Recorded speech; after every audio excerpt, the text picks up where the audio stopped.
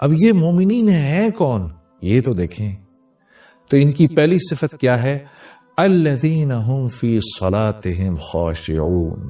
جب نماز میں کھڑے ہوتے ہیں، اللہ اکبر، جب نماز میں کھڑے ہوتے ہیں تو ساری کائنات کو بھول جاتے ہیں. جب کہتے ہیں نا اللہ اکبر، علماء کرام فرماتے ہیں جب ہم یوں کرتے ہیں نا اللہ اکبر، تو ہم دراصل پوری ہمارے کرنے کا مطلب یہ ہوتا ہے اللہ کا جتنا ماں سوا ہے اب چلا جائے پیچھے، ہمارا اس سے فی الحال کوئی واسطہ نہیں، کیونکہ ہم بادشاہوں کے بادشاہ، ہم اپنے خالق، اپنے مالک، اپنے اس رب کے سامنے کھڑے ہونے لگے ہیں جو وحدہ لا شریک ہے، جو واحد ہی نہیں ہے، وہ احد ہے. واحد ایک کو کہتے ہیں، احد اس کو کہتے ہیں جو ایک بھی ہو اور جس جیسا دوسرا ہو ہی نہیں سکتا. اس لیے اللہ رب العزت نے ہمارے نبی صلی اللہ علیہ وسلم سے فرمایا، میرے نبی یہ آپ سے پوچھتے ہیں آپ کا رب کیا ہے، کون ہے؟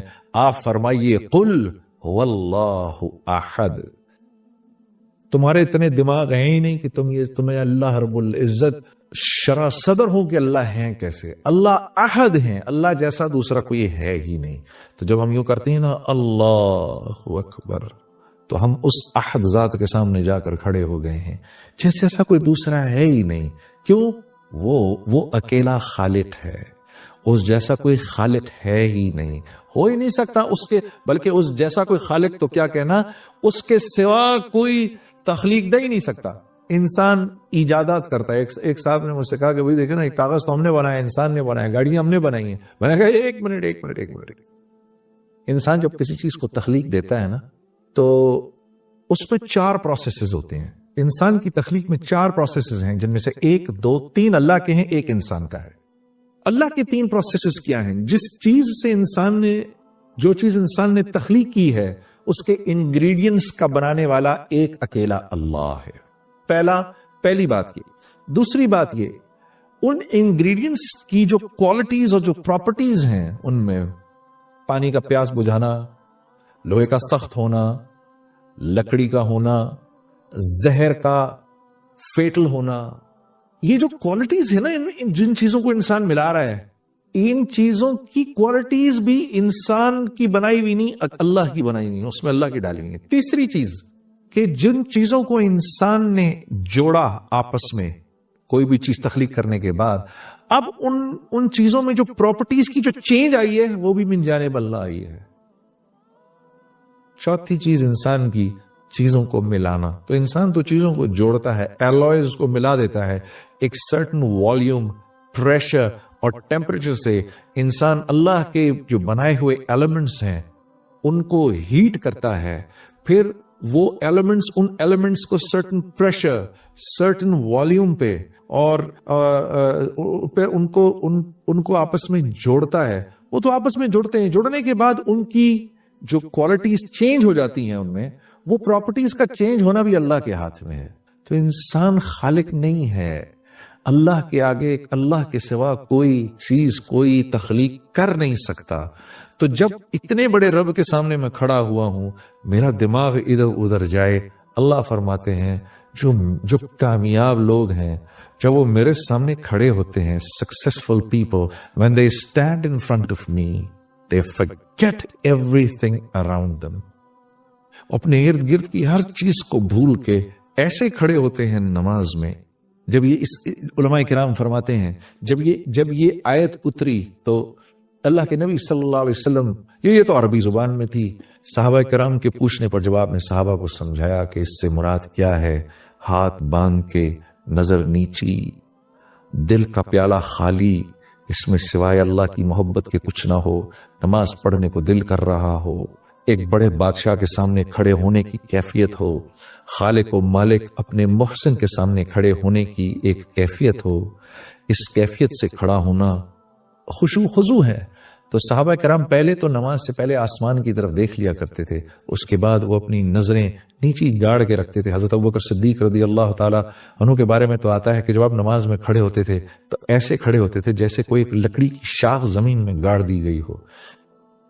اس ادب و احترام سے نماز میں کھڑے ہوا کرتے تھے.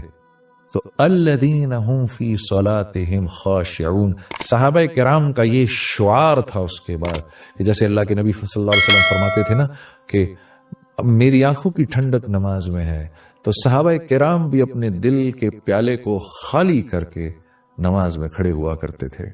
اور ہاں میرے دوستو، اگر غور کرو، کسی نے حضرت عمر رضی اللہ تعالیٰ عنہ سے پوچھا آپ کو اللہ نے اتنی بڑی سلطنت عطا فرمائی، یہ اتنی بڑی سلطنت آپ سے بن کیسے گئی؟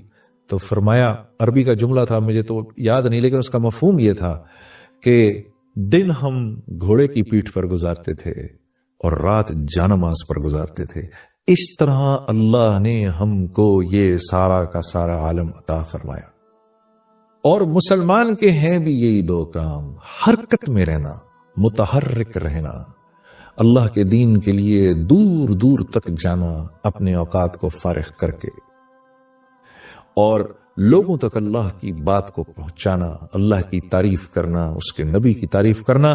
دن میں ان لک فی النہار سبحا طویلا، اللہ رب العزت ہمارے نبی صلی اللہ علیہ وسلم کے بارے میں فرما رہے ہیں کہ میرے نبی صبح آپ لوگوں کے سمندر میں تیر رہے ہوتے ہیں۔ جب اللہ یہ کہیں تو سوچو اللہ کے نبی کیسے لوگوں کے پاس جایا کرتے ہوں گے، کیسے لوگوں کے، اے میرے نبی دن بھر آپ لوگوں کے سمندر میں تیر رہے ہوتے ہیں، لوگوں تک اللہ کی بات پہنچا رہے ہیں، تو یہ کام ہے ہمارا۔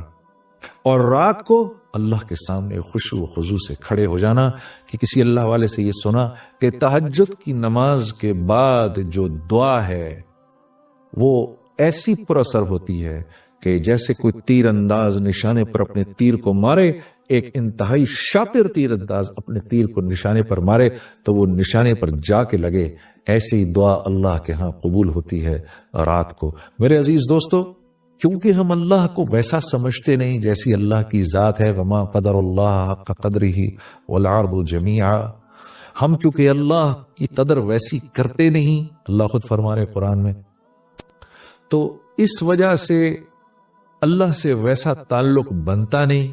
جب اللہ سے ویسا تعلق بنتا نہیں تو پھر ہم اپنی ضروریات، کیونکہ ہم اللہ سے ایسا تعلق بناتے نہیں، اس لیے میرے دوستوں دل اللہ کی ذات کا تاثر بھی نہیں لیتا، اور انسان کی ہر ضرورت اللہ سے جڑی ہوئی ہے، انسان کی ہر ضرورت جو ہے وہ اللہ سے جڑی ہوئی ہے۔ دیکھیے یہ آنکھیں ہیں میرے پاس، میں ان سے دیکھتا ہوں، کیا میں ان سے دیکھتا ہوں؟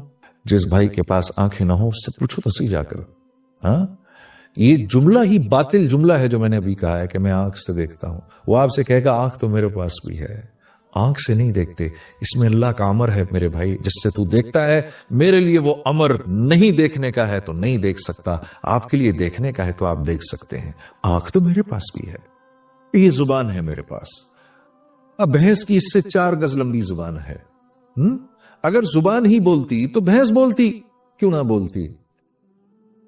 زبان نہیں بولتی، جو میرا بھائی بول نہیں سکتا اس سے پوچھو، وہ کہے گا دیکھو زبان میرے پاس بھی ہے، زبان نہیں بولتی، اس میں چھپا ہوا اللہ کا امر ہے جس سے آپ بولتے ہیں، آپ کے لیے امر ہے، میرے لیے نہیں۔ اللہ الذی خلق 7 سماوات ومن الارض مثلہن یتنزل الامر بینہن لہ ملک السماوات والارض وإلی اللہ ترجع الامور، یہ وہ رب ہے کہ دنیا میں ہونے والا ہر امر اپنے ہونے سے پہلے اللہ سے پوچھتا ہے، یا اللہ تو مجھے بتا میں نے کیسے ہونا ہے۔ عزیز دوستو، کیونکہ دل اللہ کی ذات کے تاثر سے خالی ہے، اس لیے نماز میں جی نہیں لگتا، اور نماز سے اپنی ضروریات کے پورا ہونے کا یقین بھی نہیں ہوتا۔ جب ہم لوگوں کے سامنے اللہ کی تعریف کرتے ہیں تو اس یقین کو ٹھیک کرنے کے لیے کرتے ہیں کہ ملے گا تو اللہ کے ہاں سے ملے گا، کریں گے تو اللہ کریں گے، ہاں جو کچھ جہاں سے ہوتا آ رہا ہے وہاں سے نہیں ہو رہا، کرنے والی ذات اللہ کی ہے۔